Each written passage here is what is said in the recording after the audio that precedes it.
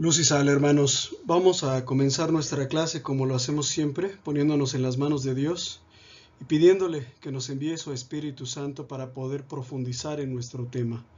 En el nombre del Padre, del Hijo y del Espíritu Santo. Amén.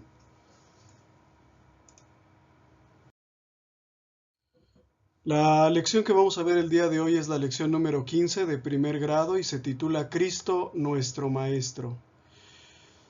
Quisiera comenzar diciéndoles una cosa.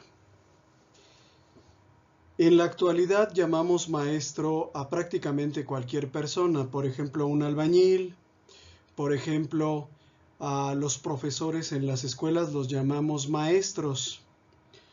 Sin embargo,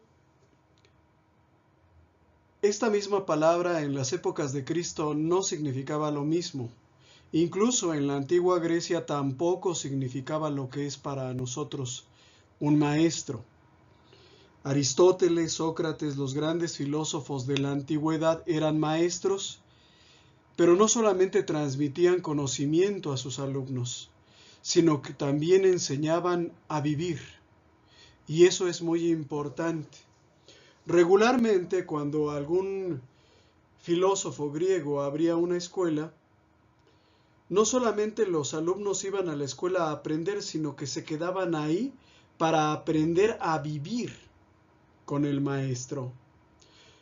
De manera que cuando Jesús dice que a nadie llamen maestro, sino a solo a Dios, se está refiriendo a que hay un maestro que está por encima de todos los demás.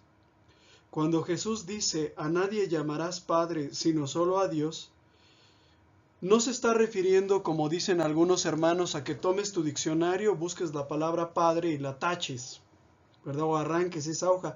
No, hay un Padre que está por encima de todos los padres. ¿Sí? Entonces, quiero hacer estas precisiones para que se entienda, cuando hablamos de maestro, ¿de qué estamos hablando? El maestro en las épocas de Cristo transmitía un conocimiento, pero también enseñaba a vivir. ¿Sí? Y Jesús dice que no hay ningún otro maestro por encima de Dios. Es decir, que todo lo que yo pueda decir, ¿verdad? Pues está de más comparado con la palabra de Dios. A veces yo, por descuido, pues podría decir alguna cosa equivocada. Si yo dijese algo que contradice a lo que dice la Biblia o a lo que dice la Iglesia, bueno, pues entonces en ese caso está por encima lo que dice la Biblia y lo que dice la Iglesia, ¿sí? Como subtítulo, la doctrina de Cristo supera toda filosofía y toda ideología humana. Es decir, que la doctrina que Cristo nos enseñó, la preciosa doctrina que tú y yo tenemos el día de hoy, el deleite de aprender juntos, está muy por encima de cualquier corriente filosófica o forma de pensamiento humano. Por arriba del nacionalismo, por arriba del patriotismo, por arriba de la Cuarta Transformación, por arriba del nazismo, por arriba del comunismo, la doctrina que Cristo enseñó es más pura, más dulce, más noble, más completa, más positiva, más justa y más bella que cualquier otra. En el ámbito económico, por ejemplo, yo puedo ser partidario del keynesianismo, ¿sí? Bueno, pues la doctrina de Cristo supera al keynesianismo. En el ámbito filosófico, bueno, pues yo puedo ser partidario del neoplatonismo. Bueno, pues la doctrina de Cristo está por encima del neoplatonismo o cualquier otro ismo que se puedan imaginar. Eso es lo que vamos a ver el día de hoy. Antecedentes, habíamos visto que como modelo, Jesús es el arquetipo del hombre perfecto en quien no cabe imperfección, desviación o error. En otras palabras, ¿verdad? Tú no puedes encontrar un solo momento en la vida de Cristo en la que Él diga algo que es equivocado, ¿sí? O que pudiera resultar perjudicial a aquellos que lo practiquen. De hecho, yo en lo personal no conozco a ninguna persona que en su lecho de muerte se arrepienta de haber seguido el ejemplo del Divino Maestro. ¿Sí? Entonces, como modelo, Jesús es lo máximo, el arquetipo de hombre, es decir, el modelo al que todos debemos de tender. Y cuando digo hombre estoy hablando en sentido bíblico, no en el sentido de sexo, ¿verdad? De varones, sino cuando digo hombre me refiero a que Jesús es el arquetipo de ser humano perfecto, en quien no cabe imperfección, desviación o error. Como ejemplo, que es Jesucristo para nosotros, debemos de aprender de Él e imitar su modo de ser, de actuar, de comportarse, sus afectos, sus sentimientos y sus emociones. Ojo, no solamente estamos aquí para beber de la doctrina de Cristo, estamos aquí para aprender a vivir, a ser como Cristo, aprender a comportarnos, ¿sí? Aprender a ser hombres.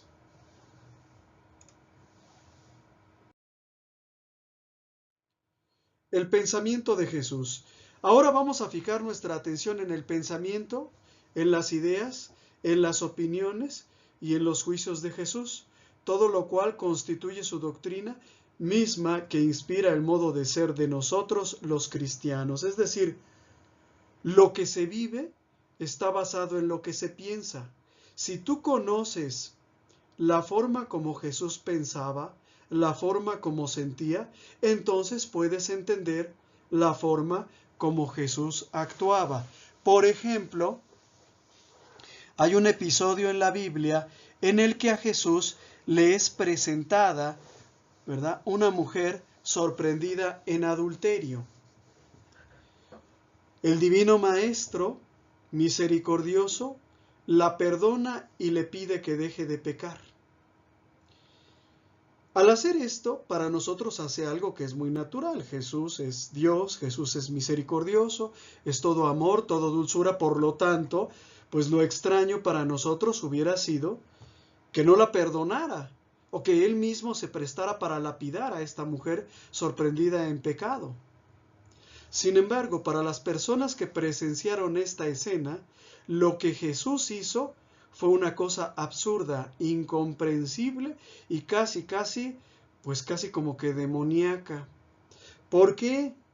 Porque en las épocas de Cristo, un pecador, no sé si haya por aquí otro pecador aparte de mí, pero en las épocas de Cristo, un pecador era una alimaña, ¿sí? Un ser nocivo y perjudicial para toda persona y para toda la comunidad que debía ser eliminado, exterminado.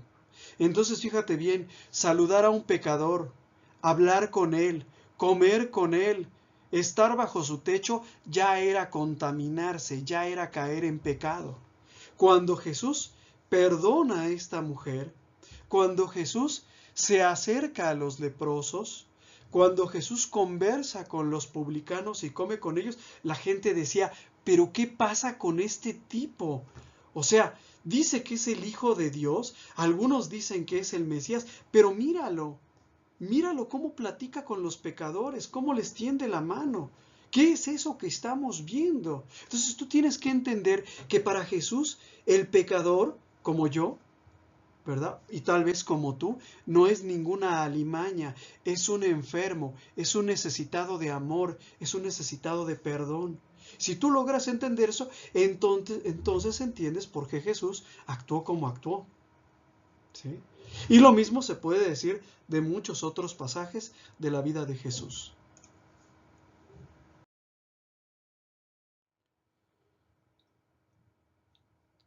Y es que Jesús es realmente la única persona que merece ser llamada con el título de maestro.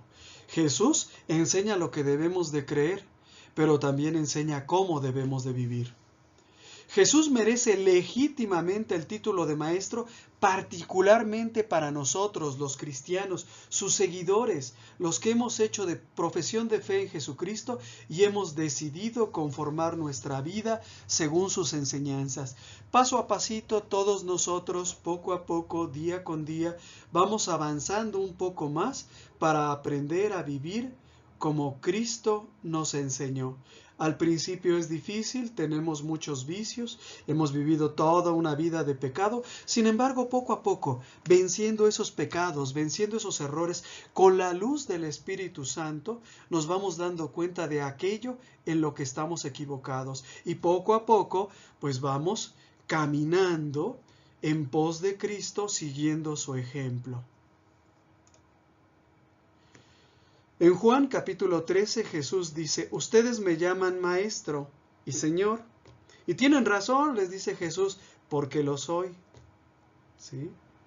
Estoy aquí para enseñarles lo que deben de creer acerca de Dios, acerca de sus mandamientos. Les traigo esta nueva y maravillosa doctrina que es el cristianismo. Dice, y soy su maestro. De hecho, sí lo soy. Y Señor, porque Jesús es Dios. La palabra Señor en la Biblia es sinónimo de Dios. Principalmente ese es el uso que tiene.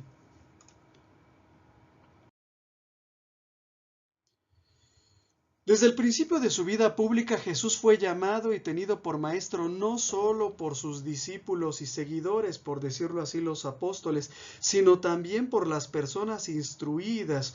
Hubo sacerdotes, hubo escribas, hubo fariseos, es decir, personas versadas en el conocimiento de las Sagradas Escrituras que no dudaron en llamarlo maestro. Incluso sus detractores y enemigos, de manera insidiosa, porque era con maldad, lo reconocían como maestro porque la gente lo reconocía como maestro. Pero hasta sus detractores y enemigos lo llamaron maestro. Sus primeros seguidores. ¿Cómo Cristo llamó a sus primeros seguidores? Esto se relata en Juan, capítulo 1.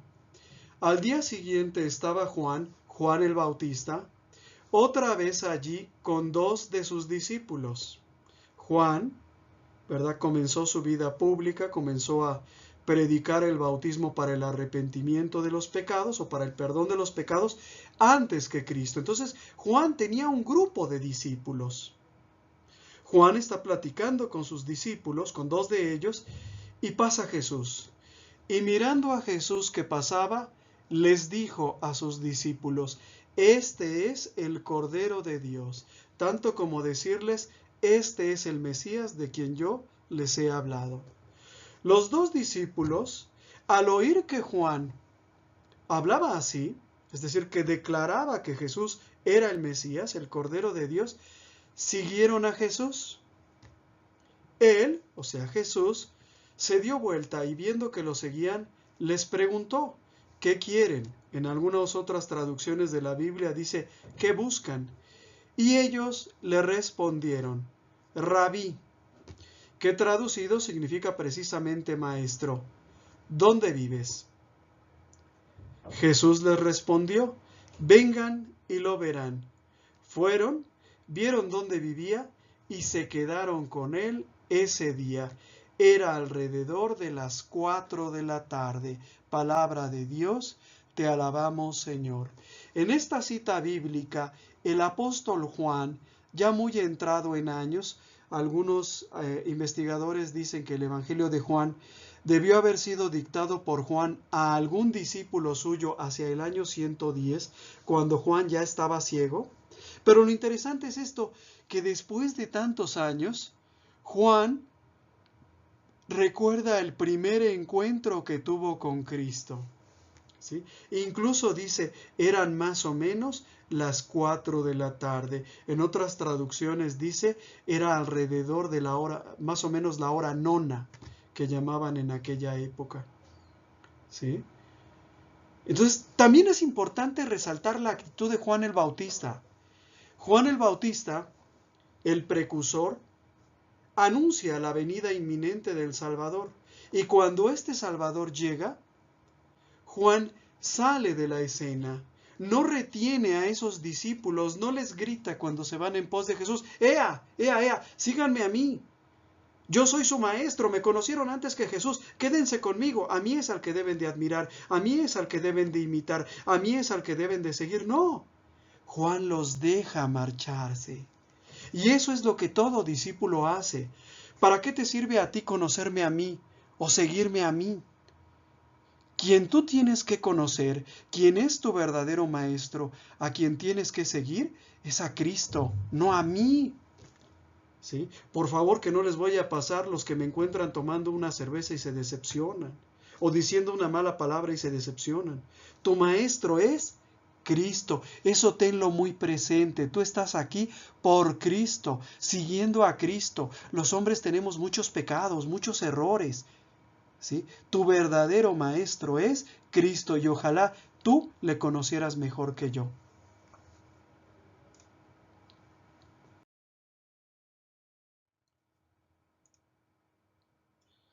De hecho, la inteligencia y el conocimiento de Jesús ya había pues asombrado a todos, incluyendo a los doctores de la ley. ¿Quiénes eran los doctores de la ley o fariseos? Eran personas versadas en el conocimiento de las Escrituras. Es decir, que de cada párrafo de la Sagrada Escritura conocían todas las interpretaciones posibles de un pasaje bíblico. Jesús comenzó a ser maestro desde su más tierna infancia. ¿Y quiénes fueron sus primeros alumnos? Curiosamente no fueron sus discípulos, no fueron sus apóstoles, fueron los doctores de la ley cuando Jesús se perdió en el templo de Jerusalén. Lucas capítulo 2 lo narra de la siguiente manera. Al tercer día lo hallaron a Jesús en el templo en medio de los doctores de la ley, escuchándolos y haciéndoles preguntas. Y todos los que lo oían estaban asombrados de su inteligencia y sus respuestas. Al ver, sus padres quedaron maravillados y su madre le dijo: Hijo mío, ¿por qué nos has hecho esto? Piensa en tu padre y yo, te buscábamos angustiados. Jesús les respondió: ¿Por qué me buscaban? ¿No sabían que yo debo ocuparme en los asuntos de mi Padre? Ellos no entendieron lo que les decía. Pero ya desde este momento, Jesús está actuando como maestro desde su más tierna infancia.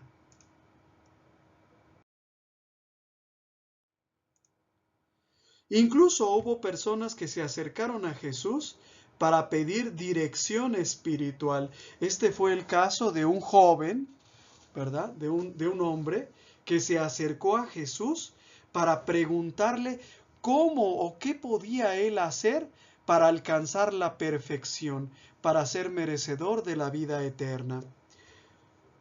El evangelista Marcos, en el capítulo 10 de su evangelio, lo narra de la siguiente manera. Cuando se puso Jesús en camino, un hombre corrió hacia él y arrodillándose le preguntó: Maestro bueno. Así le dijo: Maestro bueno, ¿qué debo hacer para heredar la vida eterna? Jesús primero lo corrigió y le dijo: ¿Por qué me llamas bueno? Solo Dios es bueno. Tú conoces los mandamientos, le dice Jesús: no matarás, no cometerás adulterio, no robarás, no darás falso testimonio, no perjudicarás a nadie, honra a tu padre y a tu madre. El hombre le respondió: Maestro, todo eso lo he cumplido desde mi juventud. Es decir, desde niño he cumplido los mandamientos. Muy probablemente este hombre, este joven, dicen otras traducciones de la Biblia, pues era hijo de una familia judía devota que había sido enseñado a cumplir con la ley de Dios desde su más tierna edad. Jesús lo miró, pero ojo, dice, lo miró con amor. En otras traducciones dice, Jesús le amó y le dijo: solo te falta una cosa, ve, vende lo que tienes y dalo a los pobres, así tendrás un tesoro en el cielo. Después ven y sígueme. Jesús le dice: ¿quieres ser perfecto? ¿Quieres heredar la vida eterna? Da todos tus bienes a los pobres para que te hagas un tesoro en el cielo. Luego ven y sígueme. Voy a ser tu maestro. Aprende de mí. Sé mi discípulo. Él, al oír estas palabras, se entristeció y se fue apenado. Se fue triste porque poseía muchos bienes. Él tuvo que decidir entre su dinero y Cristo. Prefirió el dinero, pero bien sabía lo que estaba perdiendo. Por eso se fue entristecido. Es un poco como nosotros los hombres cuando dejamos a la esposa, ¿verdad? Nos vamos, pero nos vamos tristes, porque sabemos que estamos perdiendo a la compañera de nuestra juventud, a la madre de nuestros hijos. Entonces, el pecado nos lleva hacia allá, pero sabemos lo que dejamos. Y este joven se fue triste. ¿Qué estaba perdiendo? Pues la vida eterna. No es cualquier cosa. ¿Qué estaba perdiendo? Las enseñanzas de Jesús por aferrarse ¿a qué? Por aferrarse al dinero, por aferrarse al pecado.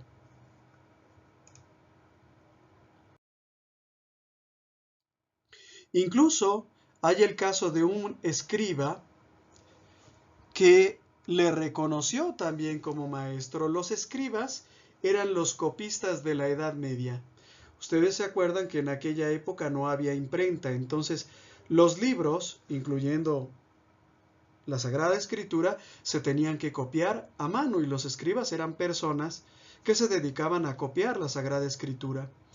Este proceso de estar continuamente copiando los textos una y otra vez les hacía reflexionar sobre los diferentes pasajes y llegar también a ser verdaderos expertos en la interpretación de la Sagrada Escritura. Bueno, pues uno de estos escribas se acerca a Jesús, ¿verdad? Y le dice: Maestro, te seguiré a donde quiera que vayas.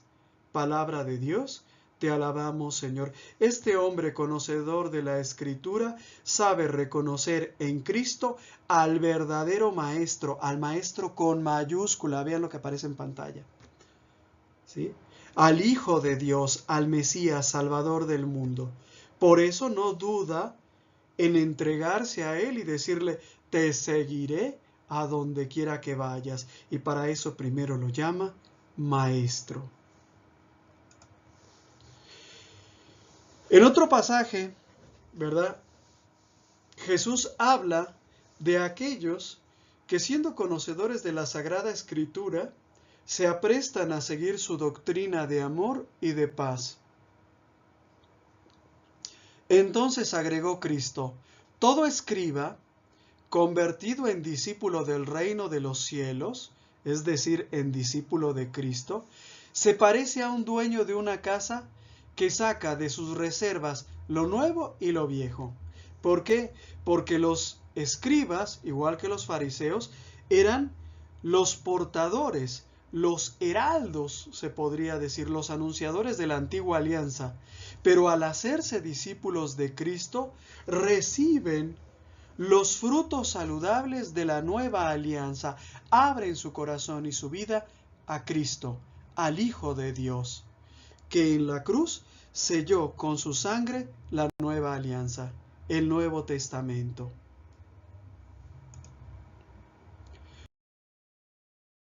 Por eso se merecieron la admiración de Jesús. También hubo un caso de un fariseo llamado Nicodemo que reconoce a Jesús como maestro. Esto se narra en el Evangelio de San Juan, capítulo 3. Había entre los fariseos un hombre llamado Nicodemo, que era uno de los notables entre los judíos, es decir, que de alguna manera dentro de la sinagoga ejercía una función dirigente. Fue de noche a ver a Jesús y le dijo: Maestro, sabemos que tú has venido de parte de Dios para enseñar, porque nadie puede realizar los signos que tú haces si Dios no está con él.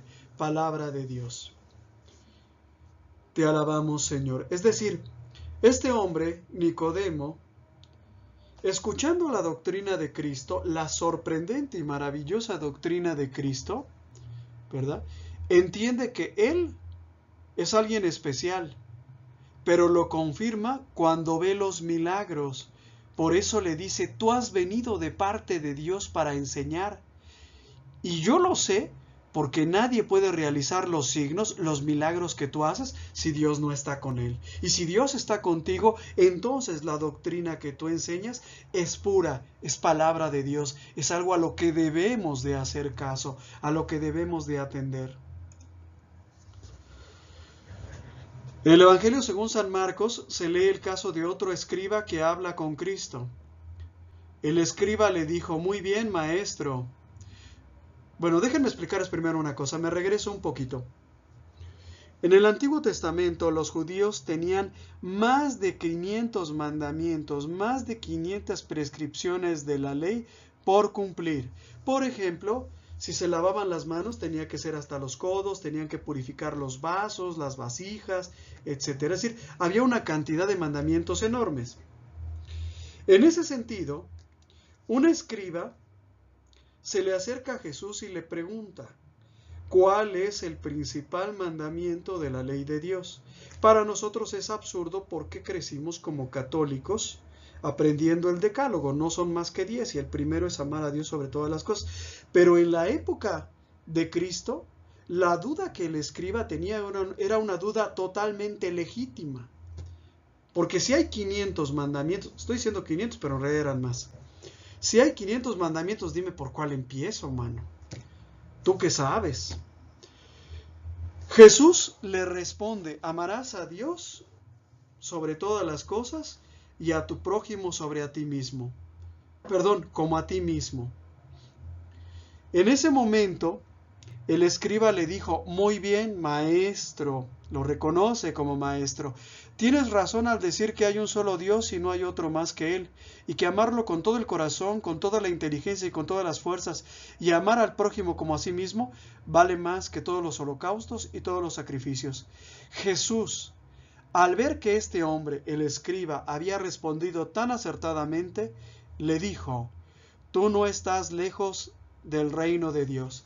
Y nadie se atrevió a hacerle más preguntas. Es decir, este escriba que le hace esta pregunta a Cristo, reconoce que lo que Cristo le está diciendo es verdad. ¿Sí?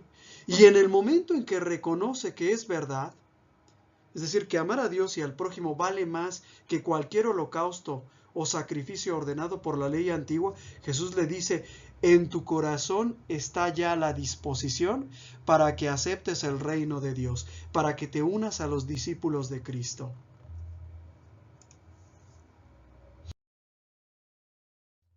Incluso también con insidia, ¿verdad? Con maldad, con trampa, con maña, diríamos. Los enemigos de Jesús también le tuvieron por maestro. Cuando se acercaban a él, solían llamarlo así para confundir. La gente lo reconocía por maestro y también para hacerse pasar ellos como personas amantes y buscadoras de la verdad que querían, pues, conocer su opinión respecto a tal o cual aspecto de las Sagradas Escrituras o de su aplicación. Lucas capítulo 20 nos dice, ellos comenzaron a acecharlo, es decir, a buscar la oportunidad para atacarlo, y le enviaron espías, personas, ¿verdad?, que se involucraban entre la multitud para escuchar lo que Jesús decía y ver si cometía algún error o decía algo que sirviera para poderlo acusar. Le enviaron espías que fingían ser hombres de bien, es decir, actuar de buena fe, para lograr sorprenderlo en alguna de sus afirmaciones. Por ejemplo, que hablara mal del César, que atacara a Herodes, que dijera algo en contra del dominio romano, algo para poder causarle un problema, ¿sí?, y entregarlo al poder y a la autoridad del gobernador. Estos insidiosos, estos espías, ¿verdad?, se acercaron y le dijeron, maestro, fíjate, para confundirlo, le dicen maestro, no le dicen, oye tú Jesús, oye tú disque Mesías, no, maestro. Sabemos que hablas y enseñas con rectitud y que no tienes en cuenta la condición de las personas, es decir, que tú le dices la verdad a quien sea y que no te tientas el corazón, que no distingues entre una persona y otra, sino que enseñas con toda fidelidad el camino de Dios. Y le hacen una pregunta. ¿Nos está permitido pagar el impuesto al César o no? Esta pregunta va con maña. Si Jesús les dice hay que pagar el impuesto al César, entonces él se vuelve un colaborador de la odiosa opresión romana. Se vuelve un colaboracionista. Y al contrario, si él les dice no paguen impuestos a Roma, entonces se vuelve un sedicioso, un subversivo, y Roma podría tomar cartas en el asunto. Entonces, dijera lo que dijera, la pregunta estaba formulada para tenderle una trampa. Pero Jesús, conociendo su astucia, les dijo, muéstrenme un denario. Un denario era la moneda de la época. Esa moneda tenía una figura, así como ahora a veces las monedas tienen caras de personas. Entonces ellos le muestran el denario y Jesús le pregunta, ¿de quién es la figura y la inscripción que tiene? Ellos le responden, del César, del emperador romano, del máximo jefe político en todo el imperio. Le responden. Y Jesús les dice, den al César lo que es del César y a Dios lo que es de Dios. ¿Sí? En otras palabras, hay que separar lo temporal de lo espiritual. Eso es lo que les quiso decir. Pero no quiso decir, esta cita de Lucas 20, versículos del 20 al 25, es muy utilizada por los traidores a Cristo que están dentro de la iglesia. Esos católicos que diciéndose católicos están a favor del aborto, que están a favor de la ideología de género, que están a favor de las perversiones sexuales. Cuando la iglesia dice no al aborto, salen estos falsos católicos a decir al César lo que es del César y a Dios lo que es de Dios. La iglesia no se debe de meter en política. ¿Cuál es su astucia? ¿Cuál es la insidia de sus palabras? Que en realidad no es la iglesia la que se mete en política, sino los políticos quienes invaden, ¿verdad?, la jurisdicción de Dios pretendiendo decidir ellos quién vive y quién no. ¿Sí? Claro que nos tenemos que meter en política. Claro que tenemos que opinar. El católico tiene que aprender a hablar. No dejar que los políticos cierren la voz de Cristo, la boca de Cristo, cerrando nuestra boca. Pues aguas. Eso se los digo de pasada, no lo dice la lección.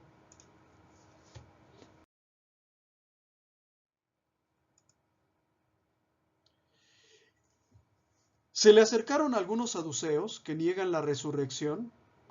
Había dos partidos en épocas de Cristo, los fariseos, los maestros de la ley, y los saduceos, seguidores de un sumo sacerdote llamado Sadoc, que tenía la característica de negar la resurrección y colaborar con los invasores extranjeros.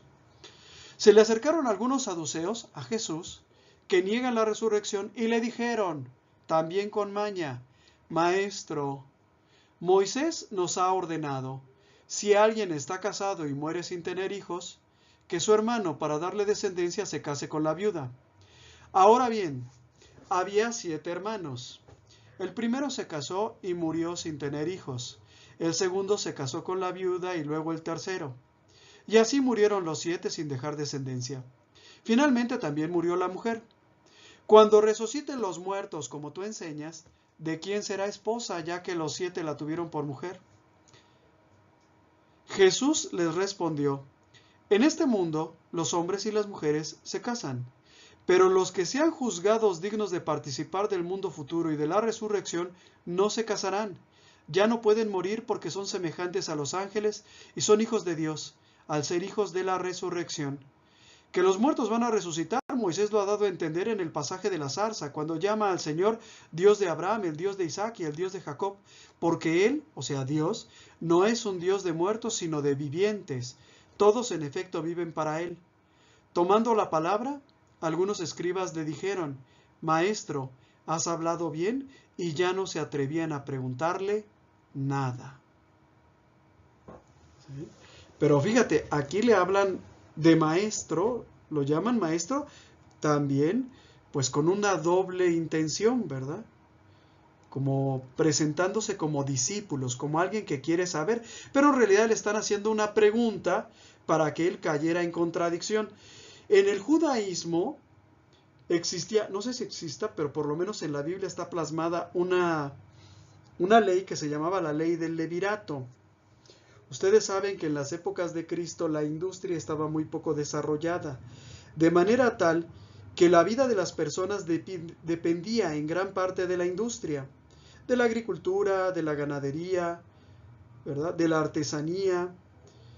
Y estas actividades, la agricultura, la industria, la artesanía, son actividades que tienen una característica. Para realizarlas se depende en gran parte de la fuerza física. Es decir, la manutención de las familias era principalmente responsabilidad de los hombres. ¿Qué sucedía, por ejemplo, cuando una mujer enviudaba? Bueno, pues si la mujer enviudaba y tenía hijos, sus hijos, la sostenían económicamente si ya tenían la edad suficiente. Si no tenían la edad suficiente, bueno, pues la mujer iba a padecer durante algún tiempo hasta que su hijo creciera y pudiera cuidar el ganado, pudiera cultivar la tierra, pudiera ejercer el oficio que su padre le había enseñado. Regularmente el padre enseñaba el oficio al hijo desde muy temprana edad.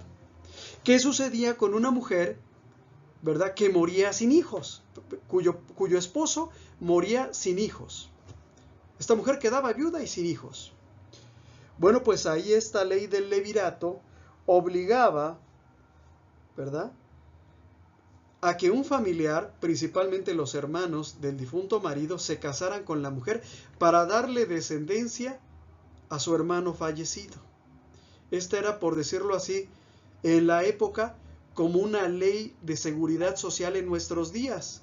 Si yo, por ejemplo, Dios no lo quiera, ¿verdad?, pero pues va a pasar algún día. Si yo perdiera la vida, bueno, pues yo tengo una pensión, ¿verdad? Yo tengo algún dinerillo ahorrado y ese dinero pasaría a mi esposa que serviría para su manutención. Eso no existía en aquellas épocas. Entonces, ¿qué hacíamos? Pues darle un marido, ¿sí? Y si no tenemos uno, pues se lo buscamos, ¿no?, entre la parentela. Entonces, estos le ponen este ejemplo para tratar de sugerir la irracionalidad de la resurrección, porque dice, mira, si uno se casa con una mujer y no tiene hijos, y luego se casa el otro hermano, y los 7 tienen hijos, los 7 hermanos se casan con ella, y al final no tienen hijos, y muere la mujer, cuando resucitemos, ¿de quién va a ser mujer? Si todos la tuvieron por mujer. Y ahí Jesús le explica en torno a la vida eterna. Allá no vamos a tener vida sexual, vamos a ser como ángeles, hijos de Dios. Entonces no va a ser esposa de nadie, ¿sí?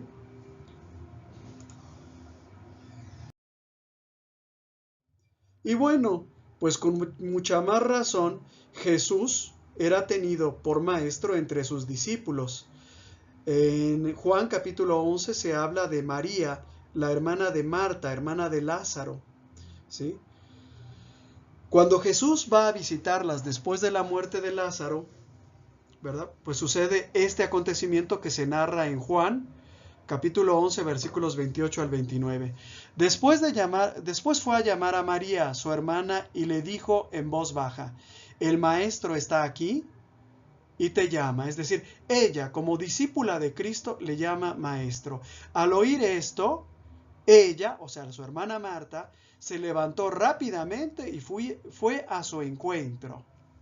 Palabra de Dios, te alabamos, Señor. Pues sí, si los enemigos de Cristo lo llamaban maestro, nosotros, que somos sus discípulos, pues para nosotros más aún, ¿no?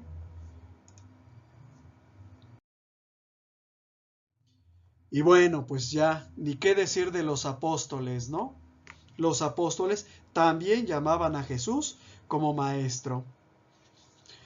Este pasaje que se narra en el Evangelio de Marcos capítulo 4 se refiere a una ocasión en el que Jesús va con sus apóstoles en una barca y los sorprende una borrasca, una tormenta que amenaza hundir la barca en la que van. Jesús estaba en la popa, durmiendo sobre el cabezal. Hoy podríamos decir durmiendo sobre unos lazos, ¿verdad? De los que usan los barcos. Lo despertaron y le dijeron: Maestro, ¿no te importa que nos ahoguemos? Sigues ahí dormidote. Despertándose él, increpó al viento y al mar: ¡Silencio! ¡Cállate! El viento se aplacó y sobrevino una gran calma. ¿Qué es lo que quiero resaltar aquí? Que también los discípulos y los apóstoles lo llamaban a Jesús Maestro.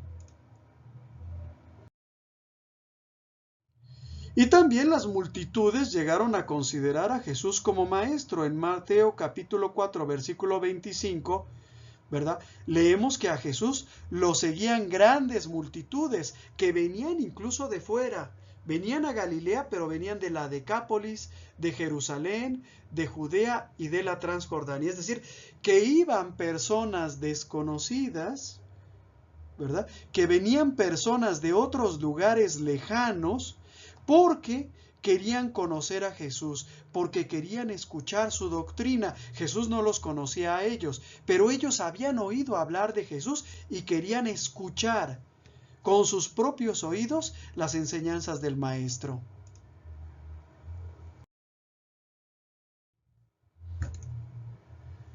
Bueno, ahora vale la pena que nos detengamos a hablar acerca de la doctrina de Jesús.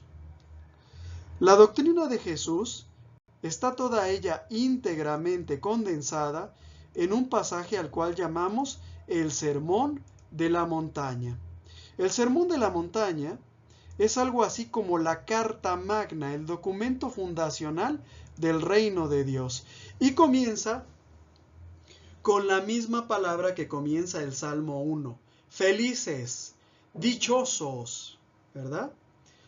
Mateo capítulo 5 lo dice de la siguiente manera: al ver a la multitud, Jesús subió a la montaña, es decir, se fue a un lugar alto. Se sentó y sus discípulos se acercaron a él. Entonces tomó la palabra y comenzó a enseñarles en su papel de maestro, diciendo: felices, dichosos los que tienen alma de pobres. En otras traducciones dice: los pobres de espíritu, porque a ellos les pertenece el reino de los cielos. ¿Quiénes son los pobres de espíritu? No son los pobres económicamente, sino los que reconocen que necesitan de Dios, sean pobres o ricos. Luego continúa: felices los pacientes, porque recibirán la tierra en herencia. Los pacíficos, dice en otras traducciones.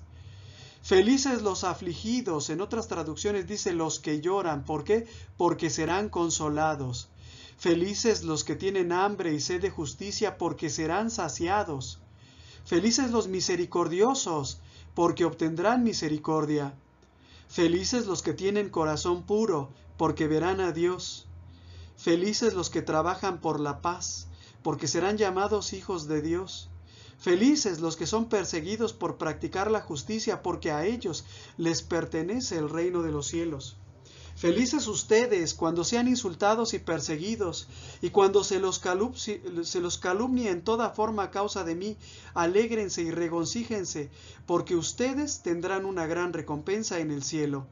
De la misma manera persiguieron a los profetas que los precedieron. ¿Sí? ¿Quiénes son los pobres de espíritu? ¿Sí? Los que reconocen su indigencia ante Dios, los que reconocemos que necesitamos de Dios. ¿Quiénes son los pacíficos? ¿Verdad? Pues los que no son iracundos, los que no están prestos para lanzar el insulto, a devolver golpe por golpe. Los que lloran, ¿verdad? Bueno, pues son los que de alguna manera no han sido favorecidos en este mundo, los que tienen hambre y sed de justicia, los que no encuentran en este mundo justicia. ¿Sí? Generalmente son los pobres. Los misericordiosos. ¿Qué es la misericordia? Amar al hermano a pesar de sus defectos. Los que tienen el corazón puro, los que no actúan con doblez, los que actúan con sinceridad, los que actúan con humildad, los que no se acercan pensando lo que voy a ganar, lo que me van a dar. ¿sí? Felices los que trabajan por la paz, los que siembran el entendimiento, ¿sí? Los que procuran la unidad. Felices los que son perseguidos por practicar la justicia.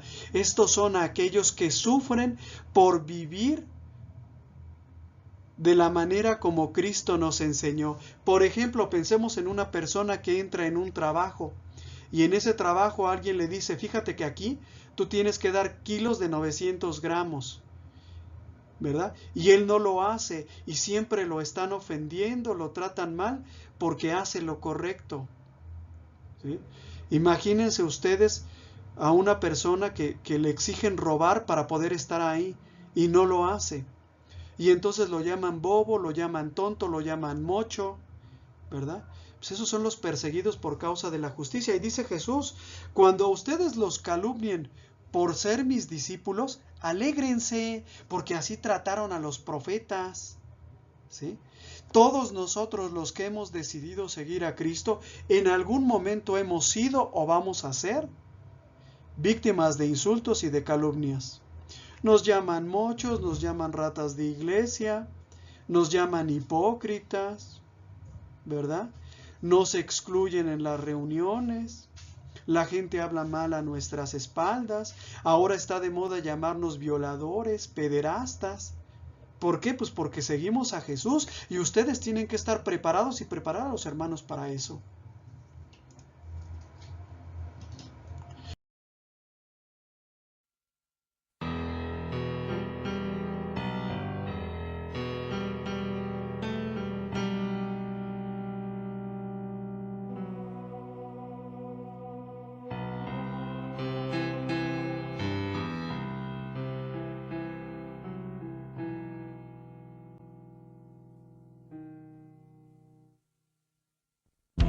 Felices somos en la pobreza, si en nuestras manos hay amor de Dios, si nos abrimos a la esperanza, si trabajamos en hacer el bien.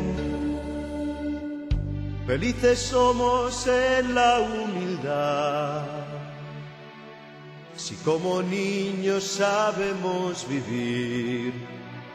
Será nuestra heredad la tierra, la tierra.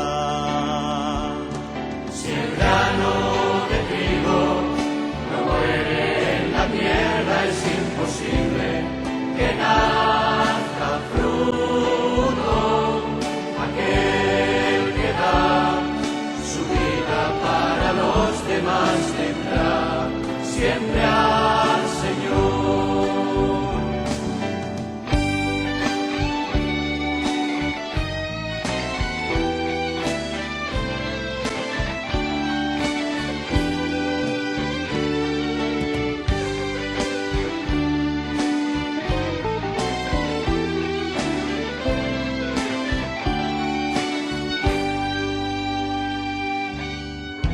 Felices somos si compartimos, si nuestro tiempo es para los demás, para quien vive en la tristeza y para quien camina en soledad. Felices somos si damos amor, si en nuestras manos hay sinceridad. Podremos siempre mirar y ver a Dios, y ver a Dios. Si el grano de trigo no muere en la tierra, es imposible que nazca fruto. Aquel que da su vida para los demás tendrá siempre al Señor.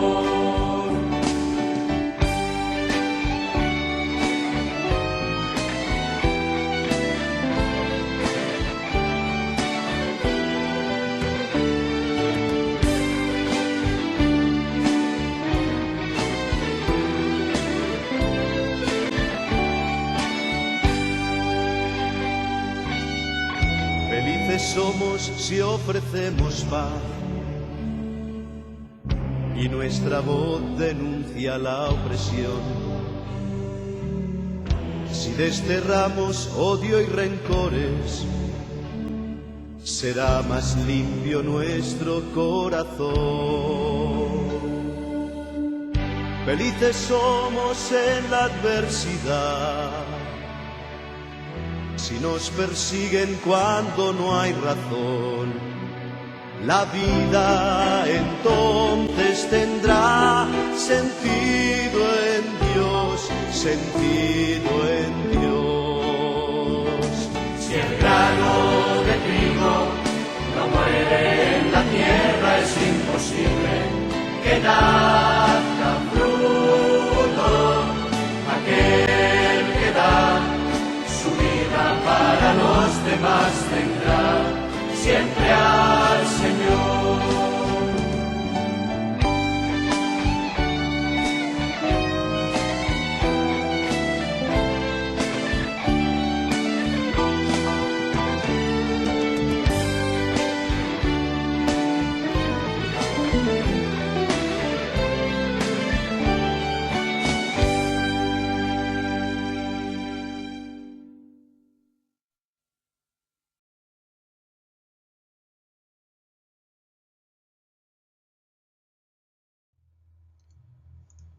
Ahora vamos a ver qué relación hay entre las enseñanzas de Cristo, lo que Cristo dijo, lo que Cristo enseñó y la promesa. ¿Cuál promesa? La promesa de la venida de un Salvador.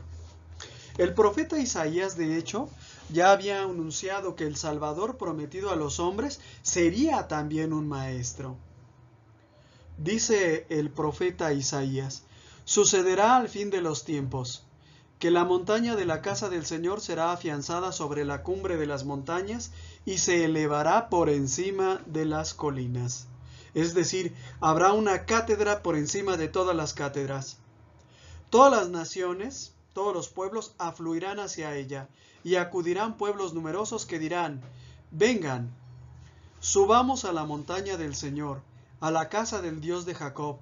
Él nos instruirá en sus caminos y caminaremos por sus sendas. ¿A qué van a ir las naciones? A la montaña de la casa del Señor, es decir, al monte Sión, a recibir instrucción, ¿verdad? Porque de Sión saldrá la ley y de Jerusalén la palabra del Señor.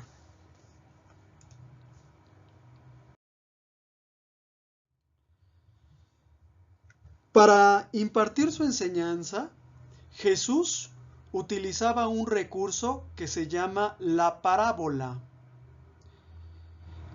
Es un recurso como hay muchos, ¿verdad? Existe la alegoría, existe la fábula. Todos nosotros conocemos, por ejemplo, las fábulas, ¿no? Las fábulas de Esopo. ¿Qué es una fábula? Una fábula es una narración ficticia en donde los animales, tomando el lugar de los hombres, pues viven una situación que conduce a los que la escuchan a obtener una enseñanza. La parábola es totalmente diferente.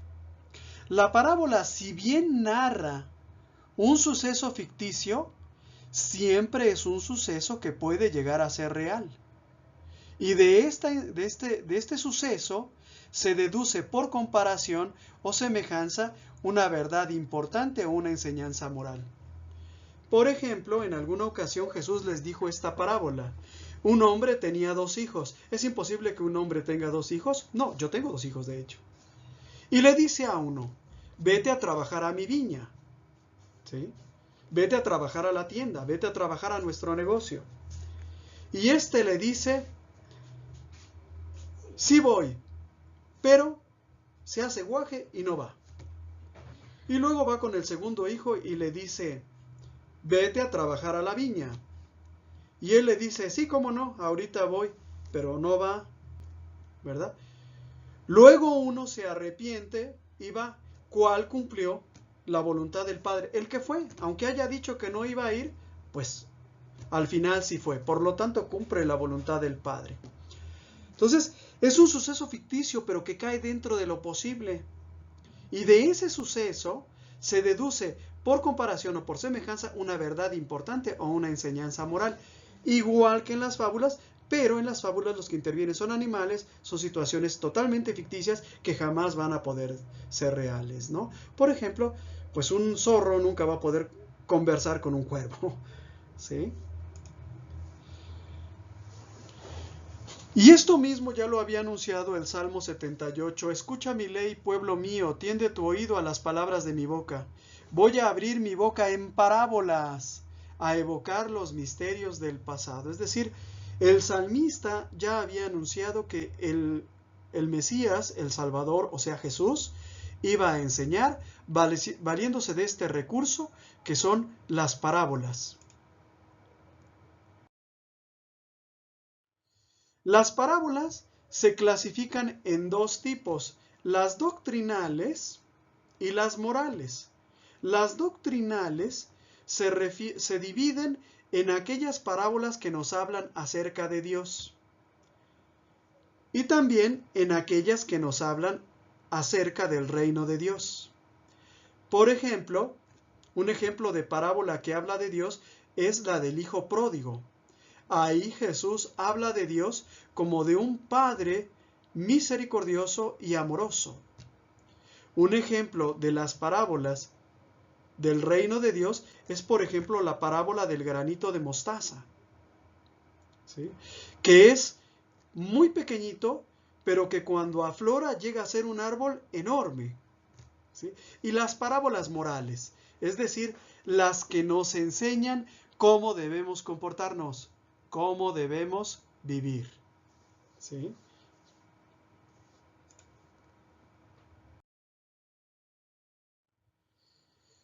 Resumiendo, parábolas que hablan de Dios. Estas parábolas nos permiten conocer a Dios, nos lo presentan como un Padre tierno y amoroso, deseoso de que nos encontremos con Él.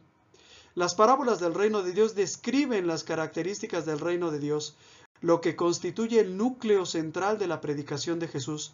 Nos lo muestran como sumo bien, lo único importante y nuestro último destino. Las parábolas morales tienen por objeto construir en los discípulos del Señor un modo de ser y de vivir muy propio del cristiano.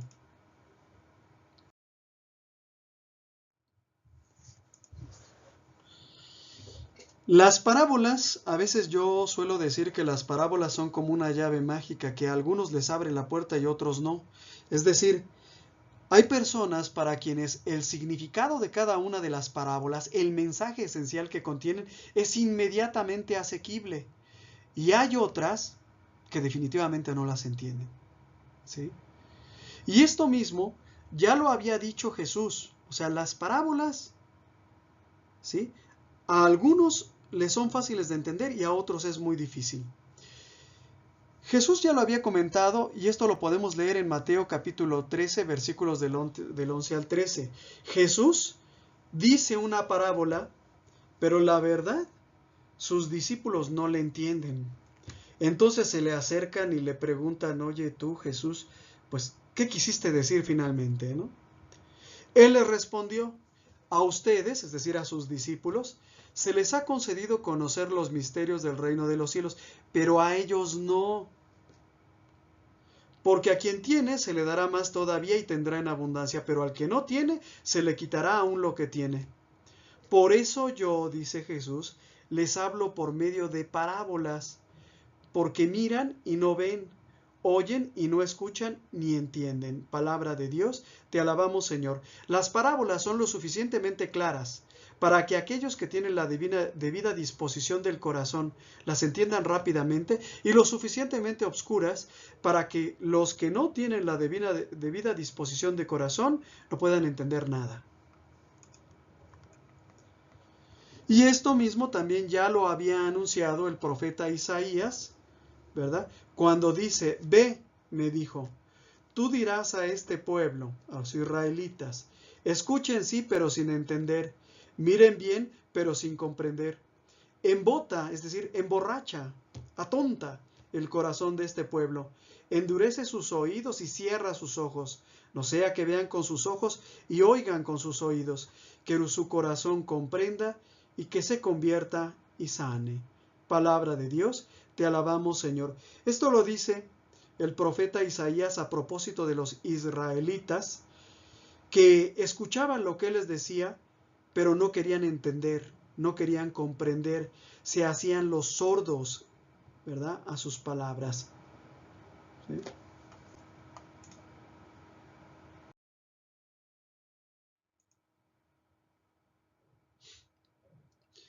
Y esto se parece mucho a lo que sucedía con la nube que acompañaba a los israelitas en su caminar por el desierto. Esta nube era tenebrosa para los egipcios, tenebrosa para los pecadores, oscura, negra, mientras que para los israelitas, para el pueblo de Dios, era una nube luminosa, capaz de iluminar la noche. Esto lo leemos en Éxodo capítulo 14. El ángel de Dios, que avanzaba al frente del campamento de Israel precisamente en la nube, retrocedió hasta colocarse detrás de ellos, separando, ¿verdad?, al pueblo de Dios, a los israelitas, de los egipcios que los perseguían. Y la columna de la nube se desplazó también de delante hacia atrás, interponiéndose entre el campamento egipcio y el de Israel. La nube era tenebrosa para unos, ¿para quiénes? Para los egipcios, para los idólatras, para los que vivían en pecado. Mientras que para los otros, para los israelitas, para los hijos de Dios, iluminaba la noche, de manera que en toda la noche no pudieron acercarse los unos a los otros. Entonces, fíjate bien, las parábolas tienen esa virtud, esa cualidad, ser oscuras para unos y luminosas para los otros.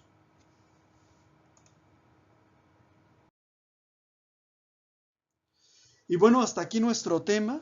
Pasamos ahora a las reflexiones personales. Y yo les hago la primera pregunta. ¿Qué tan en serio he recibido la instrucción de Cristo? ¿Me he propuesto leer la Sagrada Escritura o por lo menos los Evangelios al menos un poquito cada día? ¿Qué tan en serio me he tomado mi formación? Bueno, ¿hago mis tareas por lo menos? Segunda pregunta. ¿Sé ser un alumno aprovechado del Divino Maestro? Es decir, cuando yo llego frente al Maestro Jesús, ¿qué actitud adopto? ¿La del alumno flojo y desinteresado que se va hasta la última banca o del que quiere estar en primera fila para escuchar de primera mano? Siguiente pregunta. ¿He abierto mi corazón a sus enseñanzas o permanezco cerrado? Una cosa es escuchar y otra cosa es oír, ¿eh? Oír todos oímos, pero escuchar implica la disposición a llevar a cabo lo que hemos aprendido. Ya aprendí que esto debo de hacerlo, que debo comulgar. Bueno, pues ahora lo voy a tratar de hacer. ¿Sí? Entonces, una cosa es escuchar y otra cosa es oír. Muchos se acercan solo para oír, para llenarse de conocimiento, pero eso no te sirve. Lo tienes que transformar en vida. Siguiente pregunta. ¿Soy de los que inconscientes le siguen? ¿De los que quieren que pase el examen? ¿O de los que conscientemente se le han entregado? Pues sí, ¿verdad? Hay muchos que están ahí por estar, para calentar la banca, ¿verdad? Simplemente para después salir y decir que estudiaron la palabra de Dios. Y eso no te sirve de nada. Venir aquí por un papel no te sirve de nada. ¿Sí? Lo importante es que tú te entregues al Maestro, que te vayas con Él, que vivas como Él te enseñó. No que te llenes de conocimiento y que seas muy inteligente y que al rato ya casi seas teólogo. Eso no sirve de nada. Hay que compartir lo que hemos aprendido.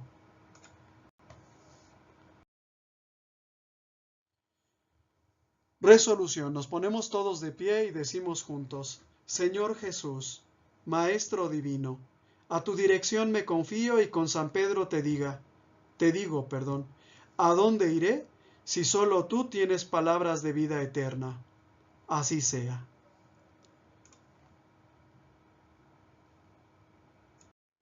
Bueno, hermanos, pues muchas gracias. Hasta aquí la lección. Espero que le hayan entendido. Espero haber sido lo suficientemente claro. Que Dios los bendiga y si Dios nos da licencia, nos vemos aquí la próxima semana. En el nombre del Padre, del Hijo y del Espíritu Santo. Amén.